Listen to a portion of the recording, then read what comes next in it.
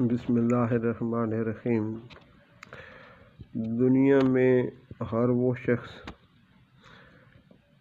پریشان نظر آتا ہے جو اپنے مقدر سے زیادہ دنیا کو چاہتا ہے، اور میرے پیارو، ہم کتنے بد نصیب ہیں کہ ہم میں سے ہر ایک شخص دنیا کو جتنی اللہ سبحانہ و تعالیٰ نے اس کے مقدر میں لکھی ہے اس سے زیادہ چاہتا ہے۔ حالانکہ اللہ سبحانہ و تعالیٰ نے انسان کے پیدا ہونے سے پہلے دنیا کو تو لکھ دیا، اور آخرت اس کی صحیح کے مطابق ہے، جتنی آخرت کے لیے صحیح کرے گا، جتنی اللہ عطا فرمائیں گے،